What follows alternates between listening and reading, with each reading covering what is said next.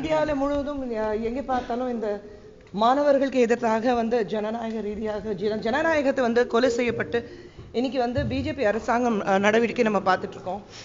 இதுக்கு முன்னாடி ரோஹித் அவருடைய தற்கொலை பார்த்துட்டோம், இன்னைக்கு அதுக்கு முன்னாடி FTI பார்த்துட்டோம், இப்போ வந்து இங்கே JNUவில் நடக்கிறது விஷயங்கள். இது எல்லாத்தையும் பார்க்கும்போது எப்படியாவது வந்து டிசன்ட் பயங்கரமாக இருக்கு. இது வந்து மக்கள் அவங்களுக்கு பிஜேபி கவர்மெண்ட்டுக்கு எதிர்த்தாக ஏதோ ஒரு குரல் கொடுத்தாக்கா உடனடியாக அவங்கள வந்து பிஹைண்ட் த பாஸ் அவங்களை கைது செய்யறது, இல்லைன்னா அவங்கள வந்து தேஷ் துரோகிங்கிறது ஒரு பட்டம் கொடுக்கறது, அதுவும் நம்மளுடைய ஸ்டூடெண்ட்ஸ் பொறுத்த வரைக்கும் இது வந்து ஏற்றுக்க முடியாது. அதே சமயத்தில் சில பேர் வந்து அப்சல் குருக்கு எதிர்த்தாக ஒரு குரல் கொடுத்துருக்காங்கன்னா அது கண்டிக்கிறோம். அது வந்து கண்டிப்பாக ஏற்றுக்க முடியாத ஒரு விஷயம் இருக்கு. யார் தப்பு செஞ்சிருக்கிறாங்க அவங்கள மட்டும் பிடிச்சி தண்டனை கொடுக்கணும்னு தவிர ஒட்டுமொத்தமாக நம்மளுடைய மாணவர் மாணவிகள் சமுதாயத்தை பார்த்து நீங்கள் எல்லாரும் அந்த தேச துரோகிங்க, உங்களுக்கு வந்து பின்னாடியிலேருந்து எங்கிருந்து சப்போர்ட் வருது எங்களுக்கு தெரியும். சில பிஜேபி சார்பாக பேசும்போது ரொம்ப கஷ்டமாக இருக்குது.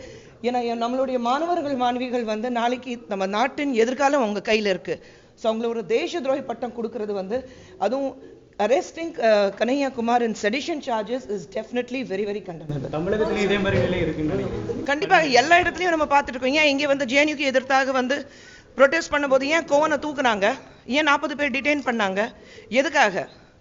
ஏன் இதுக்கு முன்னாடி நம்ம பார்க்கலையா? யார் வந்து ஒரு போலீஸ் ஆஃபீஸரே வந்து ஒரு AIDMK ஸ்டிக்கர் வந்து கிழிக்கிறாருன்னா, பேனர் கிழிக்கிறாருன்னா அவர் மேலே நடவடிக்கை எடுக்கப்படுகிறது. ஸோ இங்கே இருக்கட்டும் அல்லது சென்ட்ரலில் இருக்கட்டும், அவங்களுக்கு இந்த கவர்மெண்ட்டுக்கு எதிராக அதிமுக கவர்மெண்ட் இருக்கட்டும், இல்லை டெல்லியில் வந்து பிஜேபி கவர்மெண்ட் இருக்கட்டும், கவர்மெண்ட்டுக்கு எதிராக யார் குரல் கொடுக்குறாங்க அவங்களுக்கு அவங்க மேலே வந்து நடவடிக்கை எடுக்கப்படுகிறது. இது வந்து ஜனநாயகத்துக்கு எதிராகவே இருக்குது. அதே சமயத்தில் வந்து இவங்க வந்து நாங்கள் சொல்கிறது தான் சட்டம், ஒரு சர்வாதிகாரத்தனம் வந்து சென்ட்ரல்லையும் ஸ்டேட்லையும் நம்ம பார்த்துட்டு வரோம். Journalists are being trashed in courts. Yeah, I mean, journalists are being trashed in courts. The normal people are being trashed in courts, and the police is a mute spectator to do this. So what are we looking at? What are we trying to give a message out to the people in this country? I think it's absolutely not acceptable that you control, there's a dissent, there is a disagreement, you have a dialogue, but you cannot blame the students, or you cannot stigmatize the students saying that you are anti-national, which is not acceptable. So today if I come here supporting the JNU students, I'm very sure that half of the people are going to say I'm anti-national.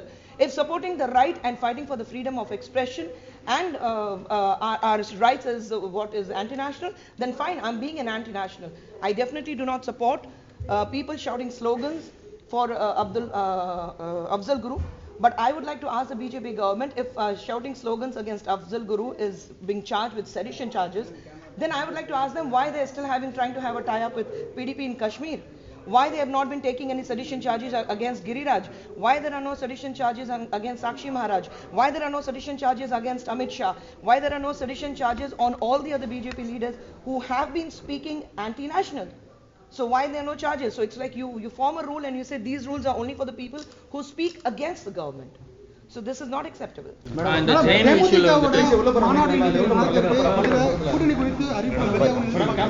நான் கட்சி ரீதியாக இப்போ பேசுறதுக்கு வரல, நம்ம வந்து வேற போராட்டத்துக்காக வந்திருக்கோம். கட்சி ரீதியாக பேசுற விஷயம் வந்து வேற மேடையில பாத்துக்கலாம். மேடம், இந்த JNU இஷ்யூல வந்துட்டு ராகுல் காந்தியும் காங்கிரஸ் கட்சியும் வந்து தொடர்ந்து இதை பொலிட்டிசைஸ் பண்ண தான் பாக்குறாங்க அப்படின்னு சொல்லி பிஜேபியில் எல்லாரும் அவங்க பேசதான் செய்வாங்க. ஏன்னா அவங்களுக்கு வந்து வேற வேலை இல்லையே. என்னைக்குமே வந்து ஒரு அநியாயம் நடக்கும் போது அங்க எங்கே போய் காங்கிரஸ் வந்து நிக்குதோ அது பிஜேபி பொறுத்த வரைக்கும் அது வந்து பொலிட்டிசைஸ் பண்றதுக்கு பாக்குறாங்க. அவங்களே பேச மாட்டாங்க, ஒப்போசிஷன்ல இருக்கிறவங்களே பேச விட மாட்டாங்க.